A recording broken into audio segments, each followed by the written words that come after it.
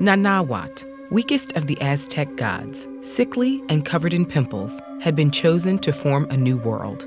There had already been 4 worlds, each set in motion by its own Lord Sun, and each, in turn, destroyed. The first by jaguars, the next by winds, the next by rains of fire, and the 4th by floods. To establish the 5th sun, Lord Quetzalcoatl, the feathered serpent, had gone to the underworld and returned with the bones of earlier people, nourishing them with his own blood to create new life. But for them to have a world to live in, another god had to leap into the great bonfire and become the 5th sun. The Lord of Sustenance and the Lord of Fire had chosen Nanahuatl for this task, while the Lord of Rain and the Lord of the 4 quarters had picked their own offering, the proud, rich Texes-Tecat.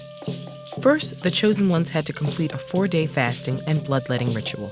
Nanahuatl had nothing but cactus thorns with which to bleed himself and fir branches to paint with his red offering, but he resolved to try his best.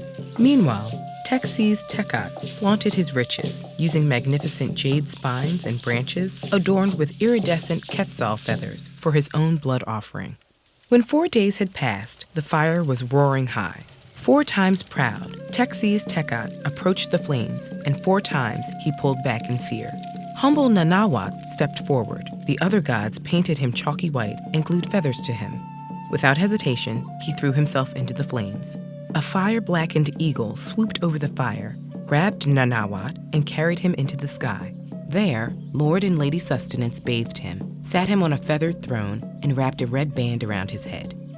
Inspired by Nanahuatl, Texes-Tecat threw himself into what was left of the fire, cooled ashes. A jaguar jumped over the fire pit, but couldn't carry Texes-Tecat into the sky. When Texes-Tecat reached the horizon, a band of goddesses dressed him in rags. Still, he shined just as brightly as Nanahuatl. But since he had shown far less bravery and much more pride, one of the gods picked up a rabbit and tossed it in his face, dimming his light. But the 5th world still wasn't truly established.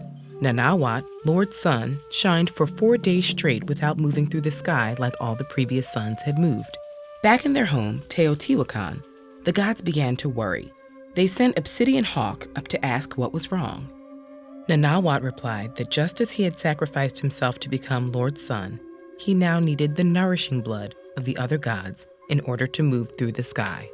Enraged at this suggestion, Lord Dawn stepped up and shot an arrow at Lord Sun. Lord Sun shot back, and his quetzal-feathered arrow struck Lord Dawn in the face, turning him to frost. Before anyone else could act rashly, the other gods turned to each other to discuss what to do. Of course, no one wanted to sacrifice themselves, but nor did anyone want to act like Lord Dawn. Besides, Nanahuatl had held up his end of the bargain to nourish the earth. How could they refuse to nourish him in return? They remembered how even the wimpy Texes-Tecat had eventually managed to emulate Nanahuatl's bravery. At long last, 5 other gods agreed to sacrifice themselves. One by one, Lord Death stabbed them in the heart with an obsidian knife, offering their bodies to their new Lord Sun.